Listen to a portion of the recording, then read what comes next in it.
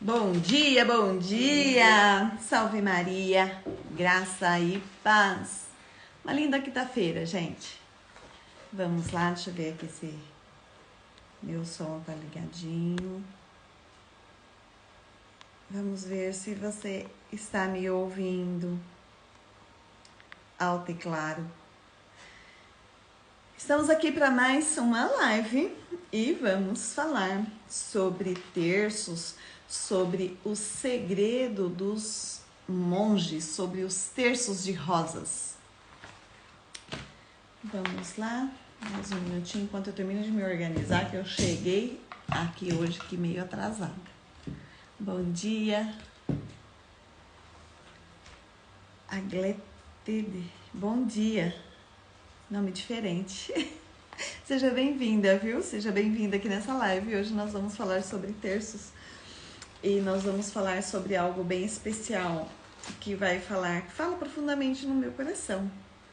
E eu espero que fale no seu coração também. E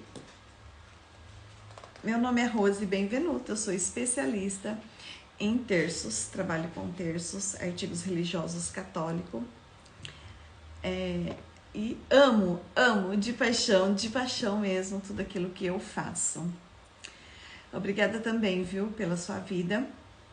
E hoje um assunto, logicamente, estamos falando assim, quando eu vou comentar, o segredo guardado pelos monges nos monastérios, eu não vivi lá, mas tem algo que veio através de mim. Eu me sinto um instrumento e que vem não só como um produto, algo físico, mas sim como um grande ensinamento, algo assim que vale muito a pena. Talvez você não tenha percebido, muitas pessoas também que já fazem o terço e não tenha percebido. Bom dia, Eliane, bom dia, seja bem-vinda nessa live. Fernanda, bom dia, Davi, sejam todos bem-vindos. E hoje nós vamos falar sobre os terços, sobre os monges.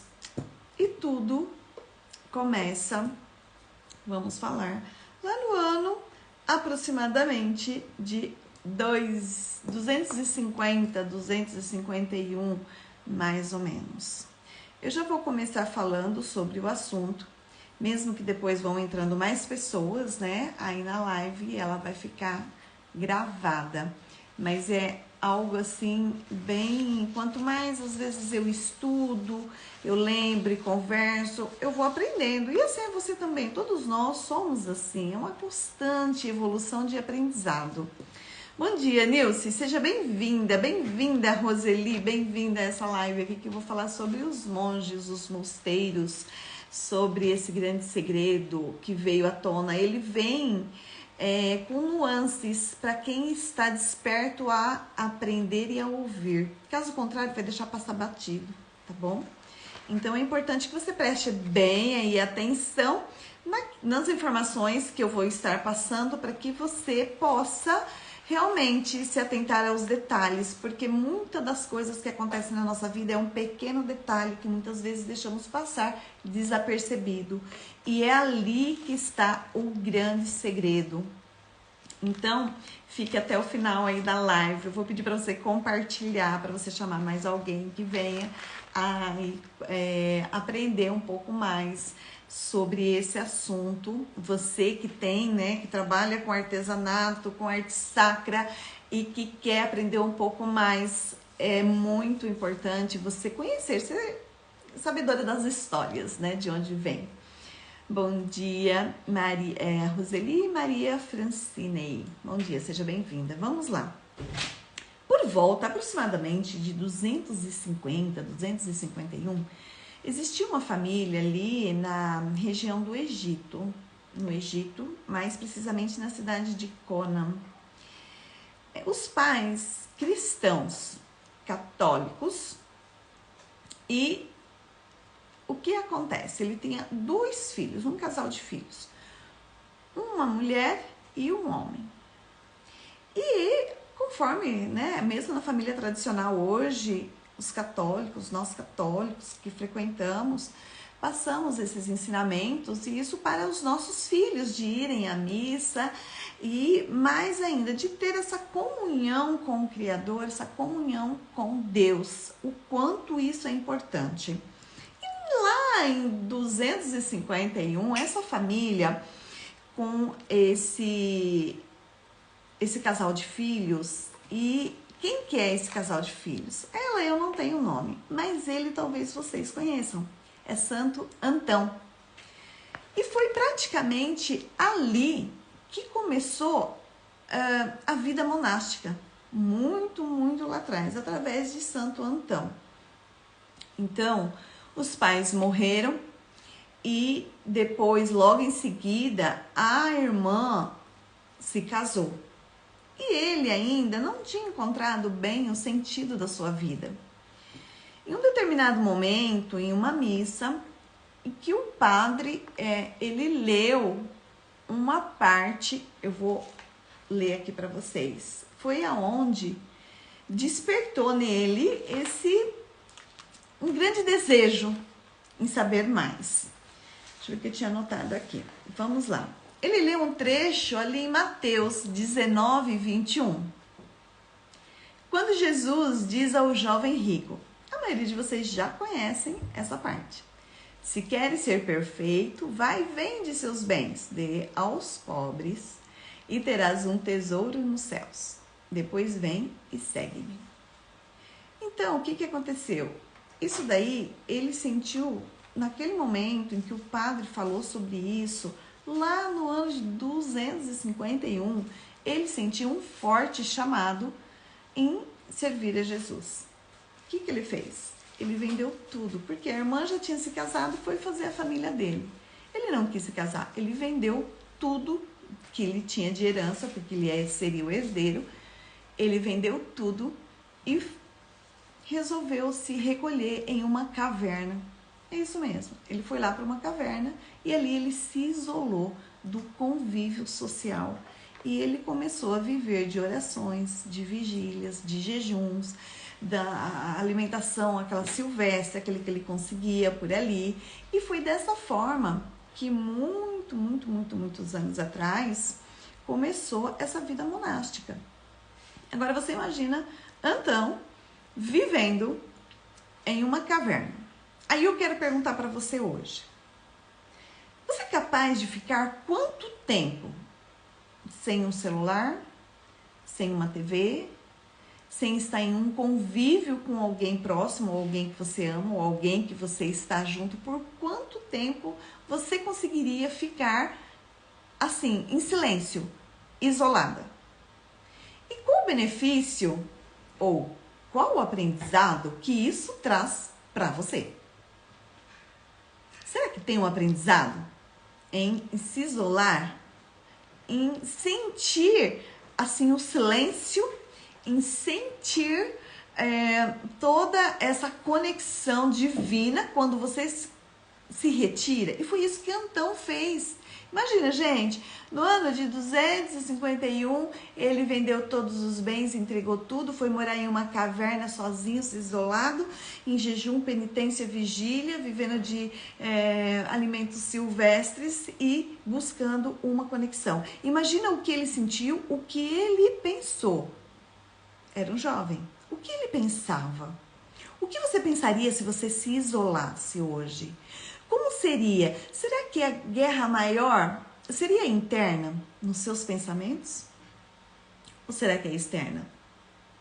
O quanto nós nos preocupamos com a vida alheia dos outros, nos dando sempre para os outros, e esquecemos de nós. Esquecemos do nosso olhar interno. O que será que Antão sentiu ali?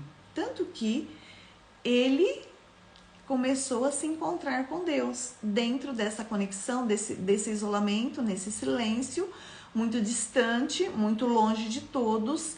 Porém, as pessoas começaram a falar, nossa, lá naquela caverna tem um jovem que está morando sozinho. Mas por quê? Não, porque ele quer se recolher, porque ele quer se aproximar de Deus. Então, o que aconteceu? Que muitas pessoas começaram a buscá-lo, a procurar ele, a querer o quê? Conselhos. Porque quando alguém se isola, ou quando alguém se retira porque quer uma conexão maior com Deus, o que você entende? Ou por que nós procuramos, às vezes, o conselho do sacerdote? Por quê?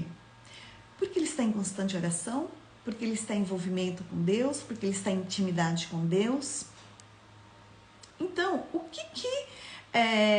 quais são esses, assim, digamos, esses aprendizados que traz o silêncio interno? Primeiro você se isola, digamos assim, externo. Ele ficou longe dos convívios, né, da parte externa das pessoas, do social, e a vida em monastérios, em carmelos, mosteiros, ele é caracterizado pela ausência do convívio social de pessoas externas, não entre eles, porque depois entre eles, mais tarde, vem surgindo. Antão ficou na caverna, depois outras pessoas iam buscar conselhos, outras pessoas admiravam e gostariam de ter a mesma vida que ele, então iam se achegando. E quanto mais as pessoas iam próximo dele para ter essa vivência, essa convivência, experienciar o que ele estava vivendo, porque eles estavam buscando o sentido da vida, um sentido de algo a mais, algo mais, de mais valoroso. Por quê? Porque sabe que essa vida, ela é passageira. Todos nós, mais cedo ou mais tarde, nós vamos pro lado de lá. E aí eu pergunto para você, quanto tempo você é capaz de se isolar desse mundo externo, de todos esses ruídos, de todas essas informações, de todas essas internet, esses bombardeios, que somos bombardeados todos os dias com inúmeras informações. Às vezes você está indo para o lado direito, vem uma informação e leva você para o lado esquerdo, você está subindo, vem descendo, e aí você fica naquele mar de confusão e de informações variadas que vem aí na sua mente constantemente. Então, silenciar um pouco o externo e voltar para o quê? Para o interno, para essa conexão. E foi assim que começou a surgir os mosteiros. Tanto que os mosteiros mais antigos, eles ficam em penhascos, em grandes rochas, em penhascos realmente, porque eles se isolavam. Por quê? A comunidade, as pessoas iam, assim como foram procurar Antão, e ali é onde Antão estava vivendo na caverna, já começou a virar um povoado, porque as pessoas pegavam ele como referência, e aí ele se isolava mais ainda, e iam outras pessoas, até que ele resolveu assumir um chamado por Deus, esse chamado de Deus, de montar essas comunidades, de começar a ter. Então, eu acredito que foi por volta dos seus 55 anos, porque Antão viveu 105 anos. E por volta dos 55 anos, ele falou, ok, então vamos formar aqui uma comunidade de monge, vamos. Cada um no seu quadrado. Cada um na sua caverninha, ó, estamos próximos, mas não estamos ainda ligados. Cada um na sua caverna, e ali começou essa vida dentro desses mosteiros, digamos assim, que seriam realmente, e tem grandes relatos aí de padres também, bispos, que buscavam, né, o conselhos de Antão. Isso vocês podem estar procurando aí todo na internet, tem todo o relato da vida de Antão, do santo Antão. E a partir daí, com esses mosteiros, foram crescendo, depois foram vindo várias ordens dentro de várias situações, que eu não vou entrar agora nesse mérito, porque cada um tem aí, digamos, as suas, não regras, mas tem todo o seu sistema de segmento e as suas bases e diretrizes. Então foram surgindo, mas na era medieval, o que acontece dentro dos mosteiros? Os monges, eles eram dedicados muito à oração. As horas deles de sono praticamente são divididas, porque tem muitas orações à noite, tem muitas liturgias, então orações antes da meia-noite, à meia-noite, depois às 2, às 3, dependendo do período, das 2 até de manhã, jejum, vigílias. Então de manhã eles geralmente se dedicam o quê? A estudos, grandes relatos e outras pessoas que falam. Eles estudam muito a palavra de Deus e muito outros estudos. E à tarde envolve o quê? O trabalho. Então, muito trabalho também. Nessa vida monástica, fala assim, eu só vou ficar rezando, contemplando. Quero ver você silenciar a sua mente. Por isso que eu pergunto de novo. Quanto tempo você é capaz de ficar em silêncio? Isolado da internet, das informações que outras pessoas te trazem. Marido, mulher, filho, para ter uns retiros do silêncio. São 3 dias somente de oração e contemplação. Então imagina a guerra que travamos interno com os nossos pensamentos. Porque se pararmos e analisarmos, estamos vivendo sempre naquele automático. Parece que estamos ali, robotizado. Levanta, dorme, trabalha, informação daqui, dali, vai informações variadas. E você não consegue se manter. Então, nessa vida monástica, de oração, de contemplação o quê? Imagina tudo que é feito por Deus. Contemple tudo que é natural. Tudo que é por Deus, tudo que é natural, você contempla. E você começa a analisar a grandiosidade de Deus, a generosidade, a bondade que Deus tem para com todos nós. Então, a vida monástica é baseada, sim, em muita contemplação, em muita oração, mas também tem um trabalho. E o que eles desenvolvem no trabalho? Aqui bem próximo, um dia desses eu vou ter a oportunidade, quando eu estiver lá, se eles permitirem, eu faço alguma coisa. Tem um mosteiro de São Bento, na cidade de Vinhedo, é bem próximo daqui. E muitas vezes eu fui ali para comprar produtos que eles fazem especificamente dentro dos mosteiros, como os pães, vinhos, doces, artesanatos em geral. São materiais que eles fazem e vendem justamente também para toda essa manutenção, né, do mosteiro e de toda a vida que eles levam ali. Para quem chegou depois, que eu já iniciei, eu estou falando sobre a vida monástica, que surgiu lá em 251 com Antão, Santo Antão. Bom dia para quem chegou depois, tá? Luzinete, Sarjanete, Eda, Raquel, a Miriam, Silvia, Isabelle, Marlene. Bom dia, gente, sejam muito bem-vindos. E dentro dessa vida e de vigília e de jejum, as pessoas, eles começavam, eu começo a imaginar com a minha cabeça a pessoa que está presa dentro dos seus pensamentos externos, como eu estou sempre com todas as informações que estão acontecendo e eu tentando dominar o meu interno dentro do meu silêncio. Para quê? Para ouvir Deus, para ouvir o que o Espírito Santo tem a falar. E para eu errar menos, para tentar acertar mais, para tentar andar direito, dentro da reta, fazer o meu melhor, 1% a cada dia. Imagina você dentro dessa vida, um monge, um frade, um frei, ele sai de um mosteiro e ele é transferido para um outro mosteiro. Ele mudou, me parece que mudou a ordem também. É uma pesquisa constante para saber todas as raízes. E ele, quando percebeu toda essa conexão, acredito eu, se ele não percebeu, ele estava buscando essa conexão quando ele resolveu fazer o quê? Fazer o terço de rosas. Dentro dessa contemplação, ele contemplando a natureza, ele viu a rosa, e aí ele falou assim, por que não transformar essas rosas no rosário? Que faz todo sentido, o nome de rosário, com rosas. E eu acredito que ele foi buscar todas essas informações dentro da contemplação. Mas eu vou falar para vocês, para quem estiver aqui até o final, porque existe uma grande lição, um grande aprendizado, para quem estiver desperto e quiser aprender.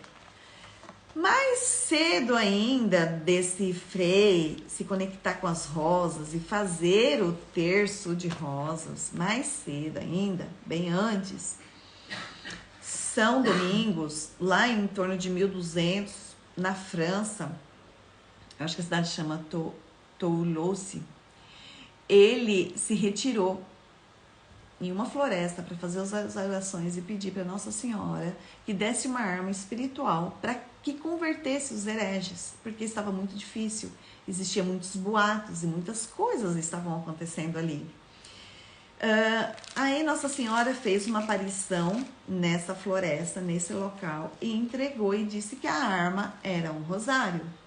E o rosário nada mais é do que a meditação dos 150 saltérios, enfim. E aí ele, quando recebeu aquele rosário, ele foi para a cidade feliz e contente, porque depois de 3 dias jejuando, sofrendo no meio da floresta, Nossa Senhora aparece e dá essa arma espiritual para ele. Ele vai para a cidade e acontece o quê? O primeiro milagre do rosário, de quem reza o rosário.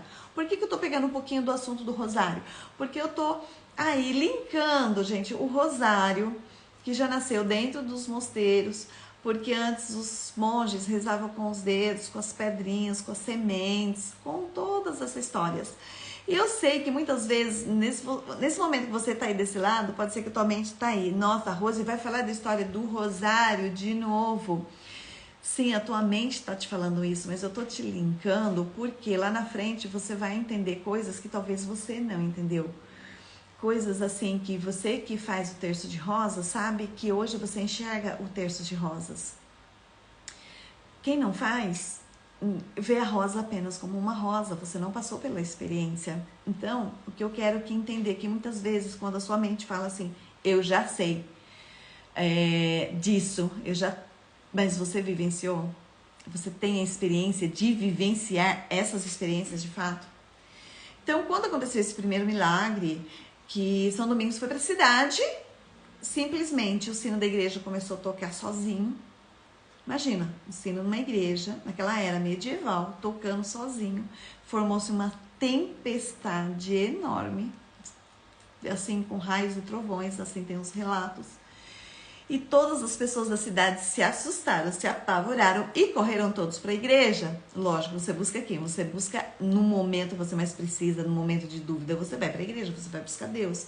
E ali você estando, lá no altar, tinha a imagem de Nossa Senhora, que levantou os braços 3 vezes. E a partir desse momento, aí São Domingos, ele entregou a devoção por como Nossa Senhora pediu. E a partir daquele momento, todos começaram a rezar o rosário e muitas vidas e tudo mudou, tudo foi transformado, os hereges começaram a crer e avançaram.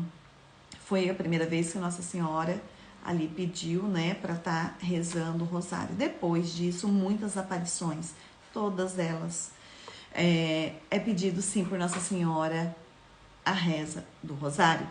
Logo mais pra frente, essa devoção se esfriou, de ficar rezando o rosário. Esfriou, foi ficando mais assim, calma, ninguém tava querendo rezar mais. E aí então, teve uma aparição para Lana de la Roche também, onde Nossa Senhora pede para avivar a devoção do Santo Rosário, da reza, contra as guerras, contra as doenças, enfim, existe muito. E Alana de la Roche também era um filho espiritual de São Domingos. Você imagina, tudo isso foi vivenciado por monges em mosteiros. Esses monges viviam onde? Dentro dos mosteiros. E dentro dessa conexão, eles sempre tiveram o quê? O pensamento, como ligar o homem a Deus através da oração. Sempre através da reza do rosário, da meditação, que é onde você contempla no rosário a vida, a morte, a paixão, a morte e a ressurreição, a glória de Jesus. Então o rosário nos traz experiências fantásticas, além de todas as promessas de Nossa Senhora, através de Nossa Senhora, todos muitos benefícios, sem falar de artesanato, sem falar de todo esse trabalho manual e tudo isso que envolve o rosário, não só na área espiritual, mas física, financeira, terapia, e se for pegar a fundo mesmo, envolve muitos e muitos benefícios. Mas hoje nós estamos falando sobre os mosteiros, sobre o monge, sobre a dedicação que eles tiveram em vida e têm ainda hoje nas orações em prol a você, a sua vida, a sua família, a sua casa, a sua cidade, o seu país, em prol da terra e de todos que nós estamos aqui habitando, vivendo e vivenciando nessa era, nesse momento aqui, cada um no seu momento, na sua década, na sua vida. Então, nesse momento, ele, com essa preocupação, contemplação, contemplando a natureza que Deus nos deu, as rosas, ele resolveu, com inspiração divina, em transformar as rosas em continhas para formar um rosário para fazer as suas orações. Imagino eu. Esse mosteiro, a ordem eu já tenho, porém, mais para frente eu irei revelar, porque eu pretendo fazer uma visita pessoalmente. E aonde nasceu, aonde foi feito os primeiros terços de rosas. Então, e quando isso acontecer, com certeza eu vou estar comunicando, vou estar falando para todos vocês. Nessa vida deles de fazerem artesanatos, fazerem pães, parará, surgiu o quê? Vou religar o homem a Deus através da oração, através dos terços de rosas, o perfume, que é o olfato, primeira coisa.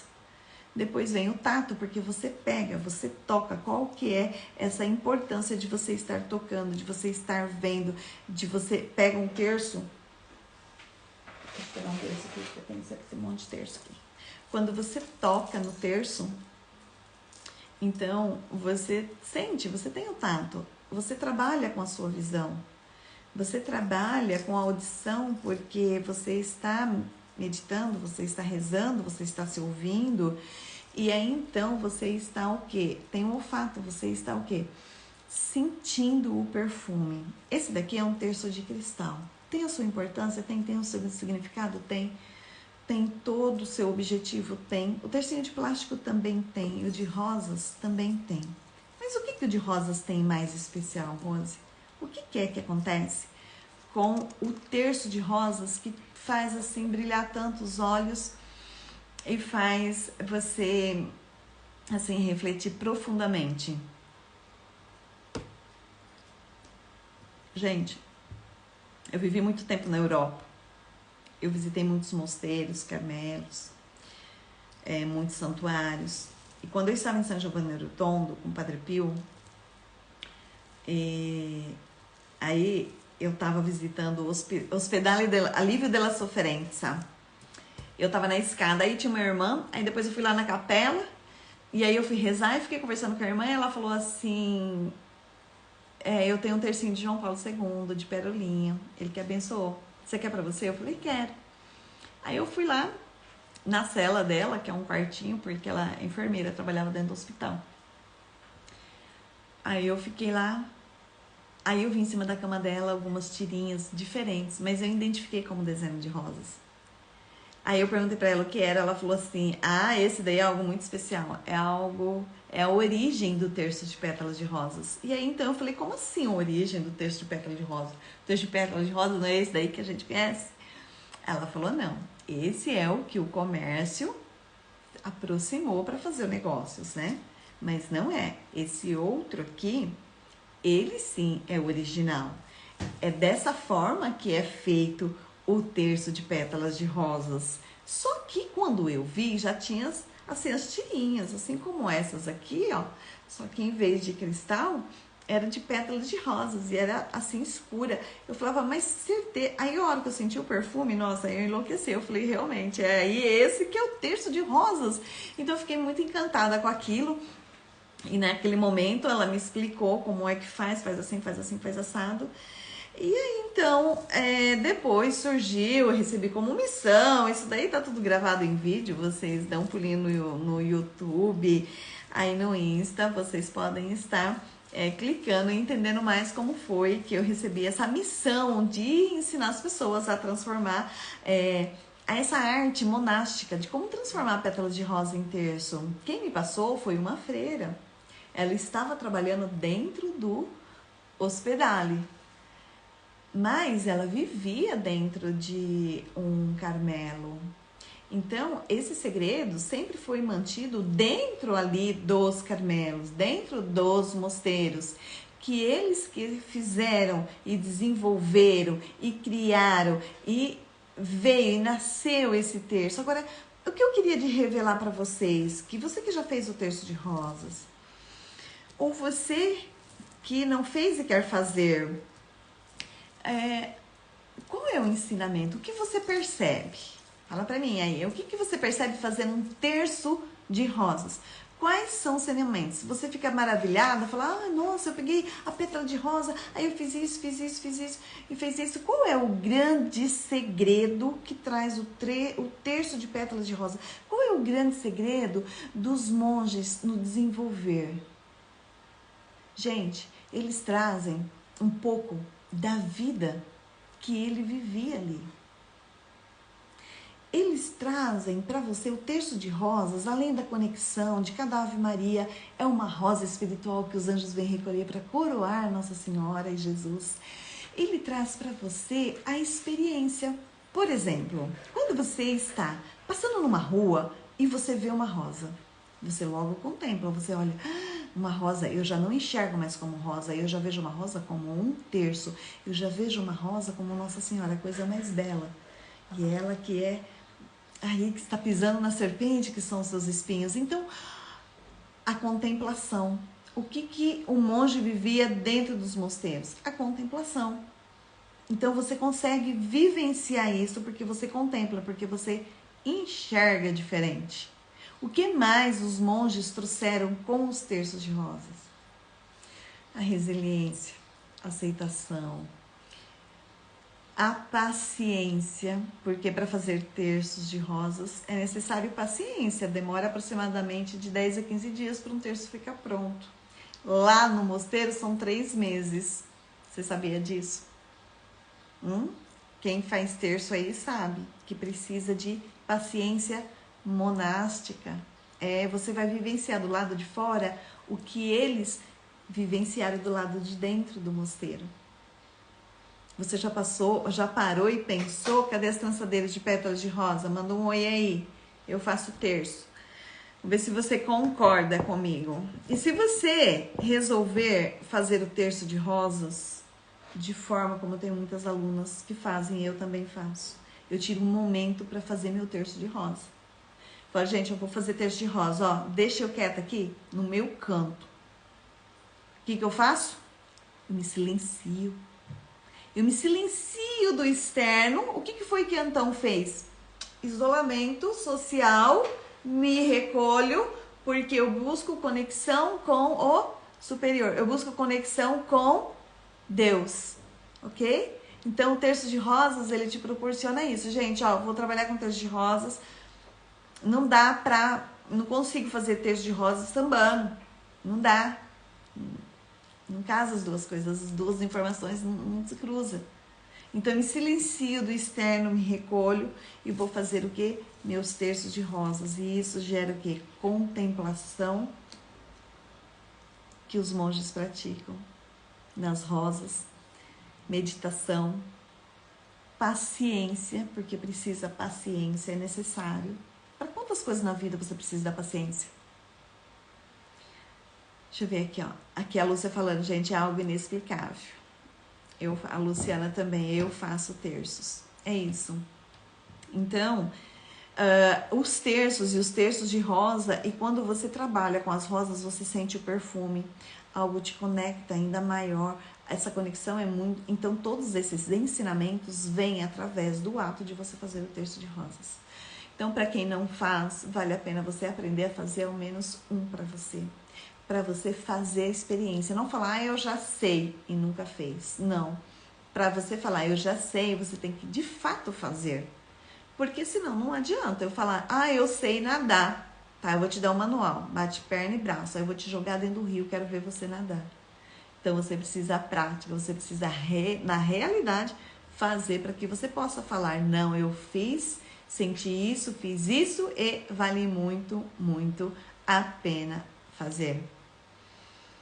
Lá, Lúcia, eu faço Lúcia, rezada e aprovada. Eu faço o terço de rosas, sinto a presença de Nossa Senhora quando ela me pede para fazer.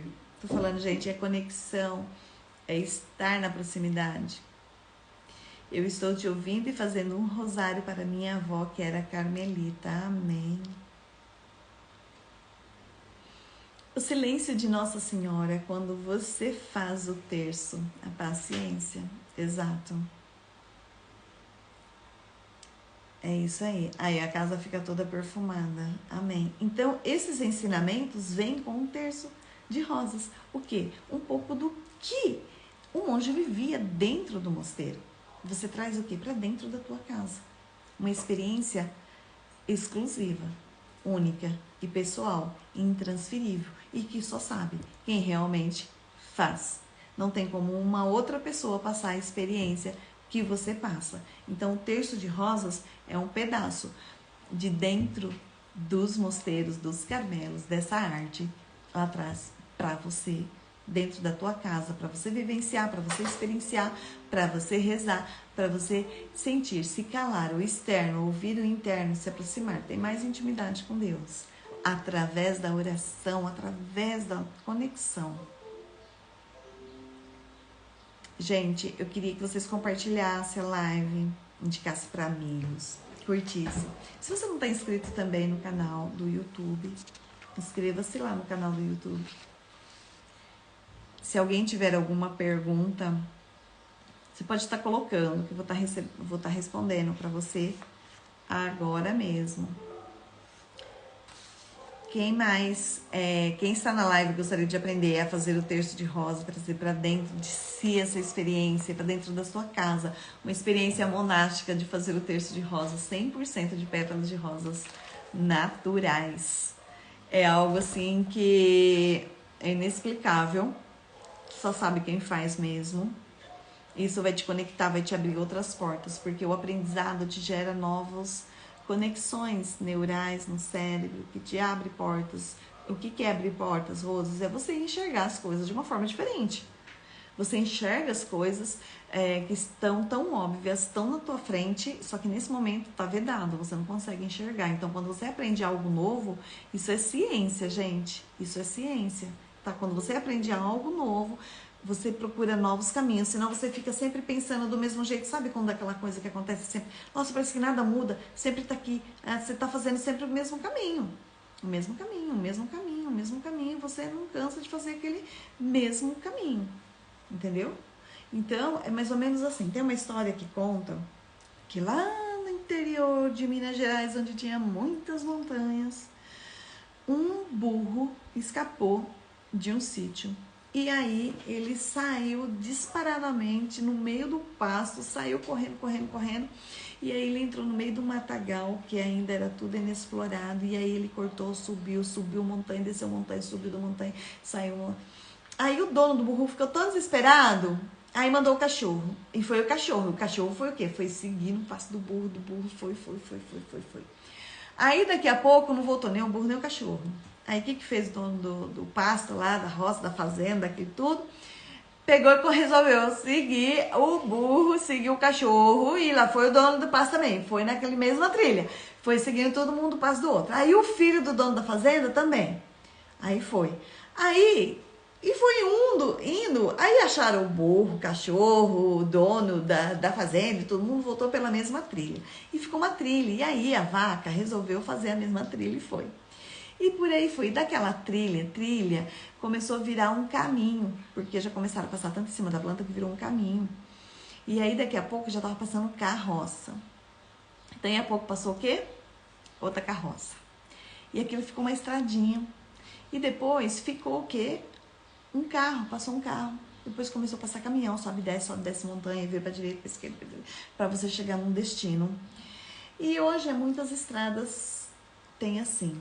Só que, às vezes, a sua estrada, você quer chegar num objetivo, é muito mais fácil você sair daqui, dar uma volta e ir lá, direto, naquele outro ponto da cidade, sem ficar subindo e descendo. E assim somos nós, no nosso pensamento.